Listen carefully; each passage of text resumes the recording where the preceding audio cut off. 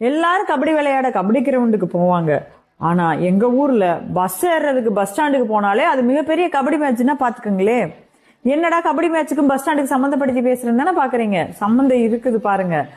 இப்ப பாத்தீங்கன்னா சமீபத்துல ஒட்டஞ்சத்திர தொகுதியில எங்களோட உணவுத்துறை நம்மளோட உணவுத்துறை அமைச்சர்னு எங்களோட எம்எல்ஏவுமான அமைச்சர் சக்கரபாணி அவர்கள் அகில இந்திய ஏ கிரேட் கபடி போட்டி, அதாவது நமது துணை முதல்வர் செல்லமா கூப்பிடக்கூடிய நம்ம சின்னவர் உதயநிதி ஸ்டாலின் அவர்களோட பிறந்தநாள் கோப்பை வழங்கும் விழா கோடிக்கணக்கான ரூபாயை செலவு பண்ணி அதுக்கான கோப்பை வழங்குறதுக்கு எங்க தொகுதியில ஏற்பாடு பண்ணியிருந்தாங்க. மிகப்பெரிய கபடி போட்டி நடந்துச்சுங்களா.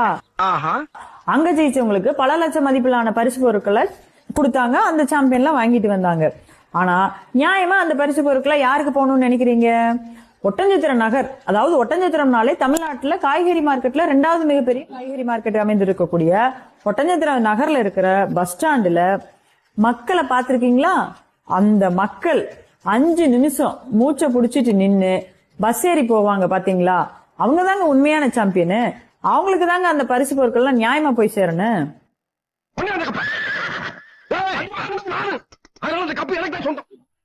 எங்க ஊர் அமைச்சரையா ரொம்ப புத்திசாலிங்க.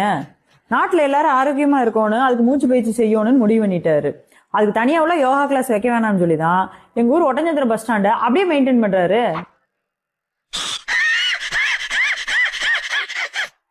நீங்க அந்த பஸ் ஸ்டாண்டுக்குள்ள நுழையும் போது அப்படியே கமகமான ஒரு வாசனை வரும் பாருங்க. அந்த பன்னீர் வாசனையை சுவாசிச்சா அப்படியே உடம்பு தானா முறுக்கேறி நீங்க தானாவே கபடி பிளேயரா மாறிடுவீங்க. அந்த கபடி மேட்சை விட இந்த கபடி மேட்சுக்கு ரூல்ஸ் ரொம்ப சிம்பிள்ங்க. பஸ் ஸ்டாண்டுக்குள்ள காலடி எடுத்து வச்ச உடனே அப்படியே மூச்சை தம் கட்டி இழுத்து புடிச்சுக்கணும். அப்ப பஸ் கிளம்ப வரைக்கும் விடக்கூடாது. யாராவது வந்து தம்பி இந்த பஸ் எங்க போகுதுன்னு கேட்பாங்க, அடிச்சும் கூட கேட்பாங்க. ஆனா நீங்க வாயை திறக்க கூடாது. மீறி மூச்சை விட்டு வாயை திறந்தீங்கன்னா அந்த அரோமா உள்ள போயிரும். அப்புறம் நீங்க டவுன் ஆகி மயங்கி விழுந்துருவீங்க. என்னது இது?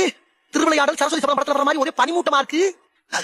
கபடி போட்டியில தம் கட்டி அந்த பக்கம் போய் ஆளை தொட்டுட்டு இந்த பக்கம் வந்து லைனை தொடுற மாதிரி யாரெல்லாம் தம் கட்டி ஒட்டஞ்சத்திர பஸ் ஸ்டாண்டுல நின்னு நல்லபடியா பஸ் ஏறி ஊர் போய் சேர்றீங்களோ, ஒட்டஞ்சத்திர பஸ் ஸ்டாண்டை தாண்டி அவங்க தாங்க ஒட்டஞ்சத்திரத்தோட உண்மையான கபடி சாம்பியன். தொடர்ந்து 30 வருஷமா வெற்றியை கொடுத்துட்டு இருக்கிற தொகுதி மக்களுக்கு அமைச்சர் கொடுக்கிற கபடி ஸ்பெஷல் ட்ரைனிங் இதுதான் போல.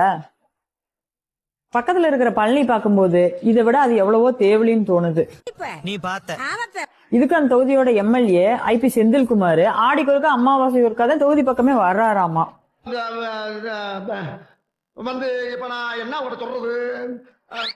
ஆனா அங்க நிலைமை பரவாயில்லைங்களாமா அமைச்சரு.